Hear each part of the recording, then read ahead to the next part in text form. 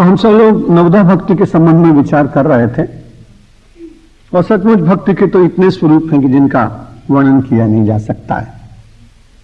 फिर भी हम सब लोगों की पारंपरिक विचारधारा में नवधा भक्ति का प्रचलन बहुत है और उसमें सबसे पहले श्रवण की बात कही गई। कल भी आपसे निवेदन किया जा रहा था कि जब जीव भक्त साधक जिज्ञासु भक्ति मार्गी अध्यात्म पथ पथिक कुछ श्रवण करता है तो उसके मन में श्रवण करते करते महिमा का विचार जगता है। जिसकी महिमा का विचार जगता है उसके संबंध में उसके श्रेष्ठ सद्गुणों का चिंतन होता है। एक भक्त भगवान के चरण में गया, प्रणाम करके उसने भगवान ने पूछा कि तुम मेरे पास कैसे आए।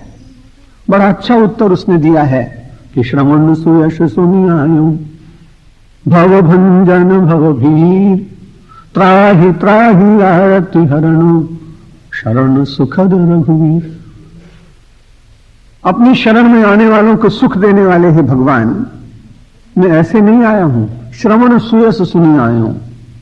यह उसने अपने कानों के द्वारा श्रवण सुयश न हुआ सुना होता तो वो भगवान के पास त्राहि त्राहि करके आ नहीं सकता था, क्योंकि बड़ी कठिनाई थी। अभी तो वह संसार के वाह वाह में था। बड़ा अच्छा है, बुरा नहीं।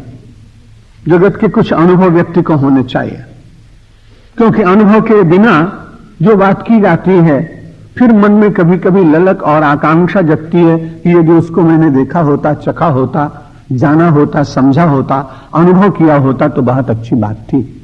इसलिए गृहस्थ आश्रम की रचना भारतीय संस्कृति में अच्छी बात है कि वहां लोग इन सब बातों का कुछ अनुभव करते हैं।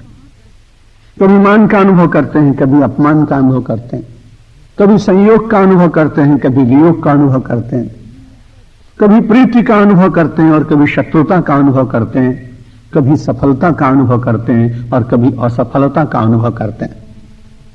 और जब वहां कुछ अच्छा मिलता है तो आदमी बड़ा प्रसन्न होता है। कभी कभी तो लोग उसकी प्रशंसा करते हो तो बहुत अच्छी बात।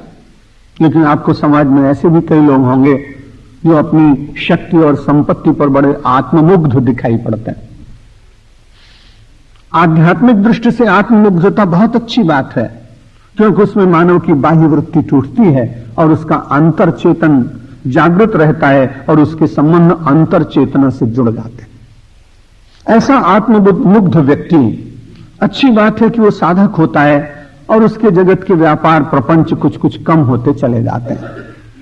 लेकिन ये जो बाह्य आत्ममुग्धता है ये अभिमान को जन्म देती है।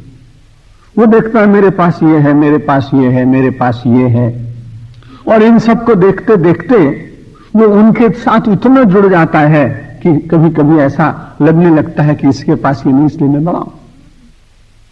तुलना प्रारंभ हो जाती है कि मुझको तो जो श्रेष्ठ मिला है वहां परमात्मा की कृपा से मिला है। ये भाव रहे तब तो बहुत अच्छी बात। लेकिन अनुग्रह है मानव का कहीं ओझल हो जाता है और पुरुषार्थ सामने खड़ा होकर अपनी शक्ति बताने लगता है।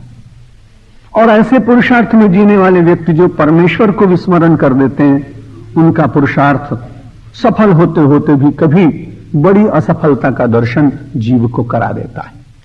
इसलिए जगत में रहते हुए भी मानव को आत्ममुग्ध बनने की इच्छा हो तो अपने जो परमात्मा की कृपा से दैवी सद्गुण जागृत हों तो उन दैवी सद्गुणों के प्रति आत्ममुग्धता अच्छी बात है, क्योंकि उनके विकास करने का और मन में विचार जागेगा।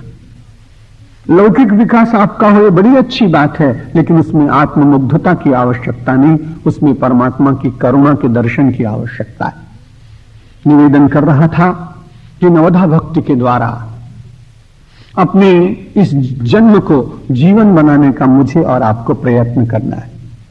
अगर कोई आदमी कहे कि श्वास लेना जीवन है, भोजन करना जीवन है, संसार के पदार्थों का सेवन कर लेना जीवन है, तो महर्षि वेदव्यास ने कहा कि भस्राह किंग न श्वसंत्यपि, लोहार की धौंकनी क्या श्वास नहीं लेती। जब पुराने जमाने में लोहार हुआ करते थे, चमड़े की एक धौंकनी रखते थे। जब लोगों के अपने औजार मुथरे हो जाते थे तो उन पर शान रखाने के लिए, उनको फिर से शक्तिमान बनाने के लिए वे लोहार के पास ले जाते थे और उनके सामने बैठा हुआ एक छोटा उसका भृत्य नौकर या कोई लड़का उसमें बंधी हुई रस्सी को बार बार ऊपर नीचे करता था तो उसकी धौंकनी उसमें से वायु देती थी और अग्नि प्रज्वलित होती थी। जब ये क्रिया की जाती थी तो उसके भीतर से श्वास निकलती हैं, पवन निकलते हैं। अग्नि को प्रज्वलित रखने के लिए महर्षि वेदव्यास ने देखा होगा तो उन्होंने कहा कि श्वासों की लेने की प्रक्रिया यदि जीवन है तो यह बशरा जो धौंकनी है ये भी तो श्वसन थी, ये भी तो सांस लेती।